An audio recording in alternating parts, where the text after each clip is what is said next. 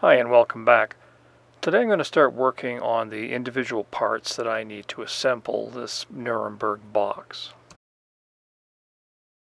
I'm going to be making this lock using the same approach that I used for my padlock videos. I'm going to take what I feel is the key piece from the lock and I'm going to measure all the other pieces off of it.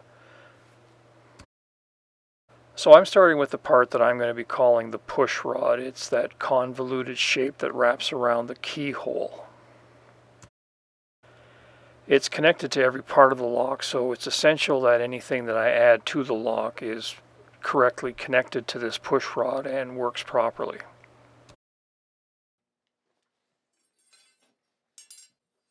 I'm going to be forging this push rod from a piece of 3/8 mild steel round bar. And as usual, the bar is a lot longer than I need, and I'll just cut off what I don't need after I'm done.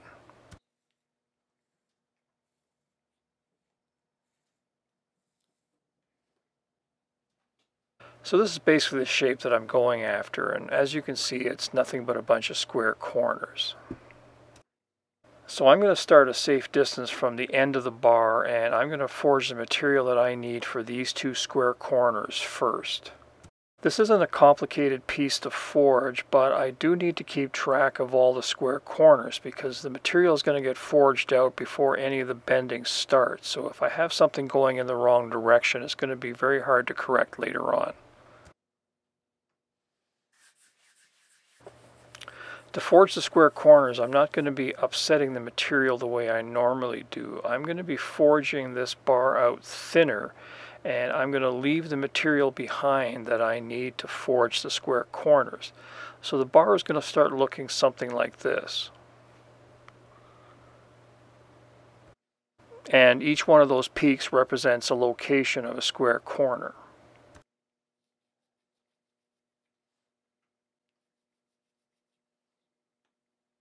So as I bend it around, that extra material just naturally gets shaped into the corner.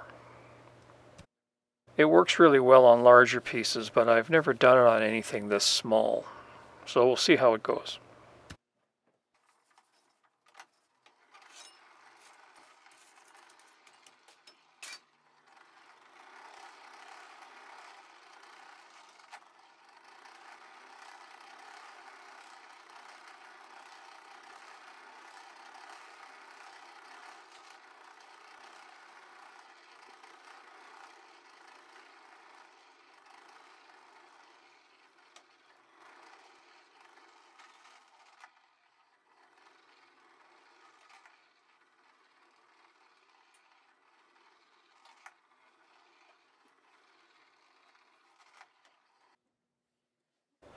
So to define the square corner, I'm basically just going to be creating two offsets that practically meet up with each other.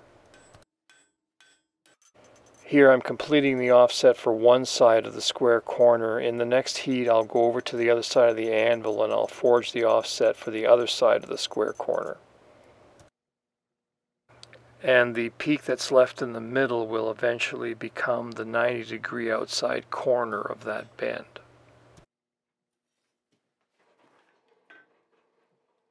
Now I have to repeat this process at every location of a square corner.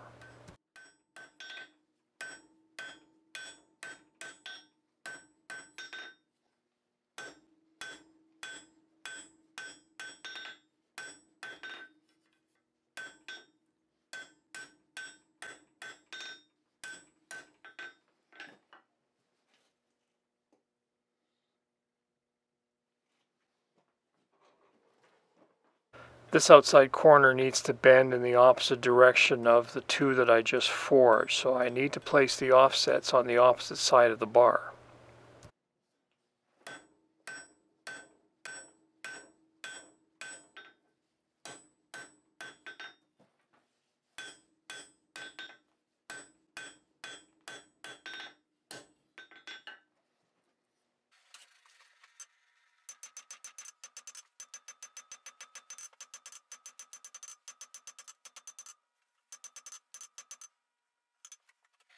After this bend, the end of the push rod just gets forged out into a straight section, so I'm roughing that out here.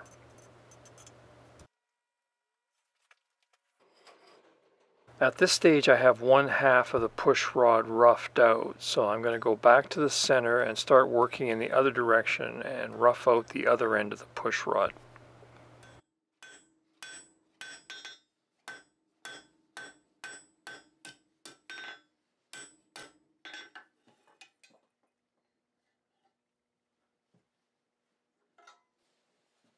The only critical measurement for this push rod is the length of the 2 vertical legs in the center of the push rod.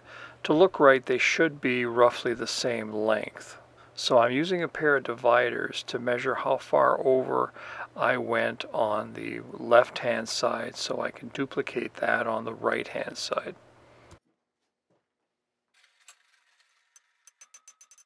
And from this point on, it's really just repeating the same process until you have all of the locations of the square corners roughed out.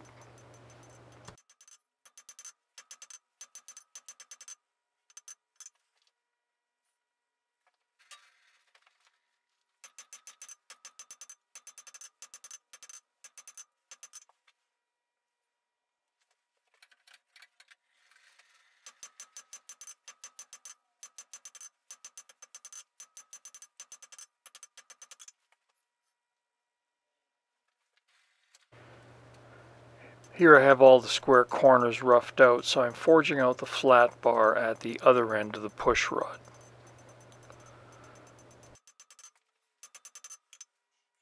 Now all I need to do is start bending the square corners to get the final shape of the bar. Shaping these corners can get a little frustrating because you're trying to put a sharp bend in the thickest part of the bar, and of course it doesn't want to bend there, so every time you hit one area it transfers over to a thin area on the other side of the square corner. So you find yourself working back and forth quite a bit to kind of coax that corner into shape. So what I'm concentrating on here is to get the actual corner shaped as much as I can. And if I get the corner looking okay, then I really don't care what the rest of the bar looks like, because I can straighten that out very easily at the end of the process. So I'm just going from one corner to the next and trying to get the mass of the corner in the right space, and then, I'm not really paying much attention to the rest of the bar. So even if it looks kind of wonky, if you concentrate on the corners, you can see that I'm actually getting some work done.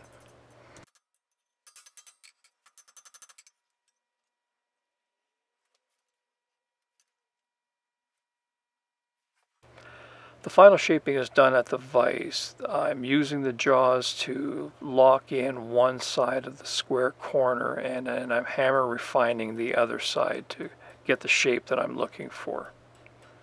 I'm not really trying to upset any material here, I'm just sharpening up that corner.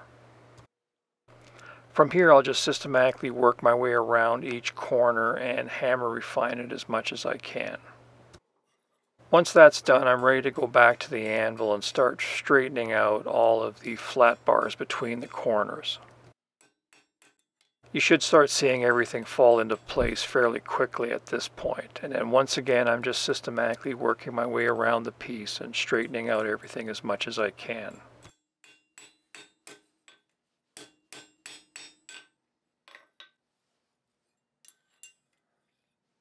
I'm going to be doing some file work to further refine the shape of this piece, so I'm trying to get the hammering as close as I can to minimize the amount of file work that I need to do, but basically as long as the mass is there, I should be able to file it to the shape that I want.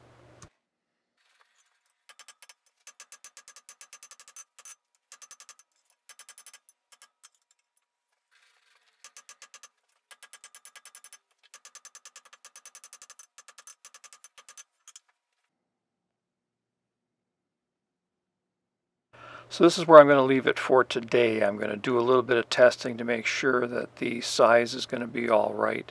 And I can see now that it's cold and I can have a better look at it that I need to do quite a bit more refining to this corner. I may have to do that hot, but I might be able to do it cold. I'm not sure. We'll work with that in the next video.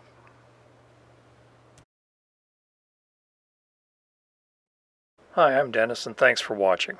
If you're interested in supporting this channel, the simplest way, of course, is to like, comment, and subscribe.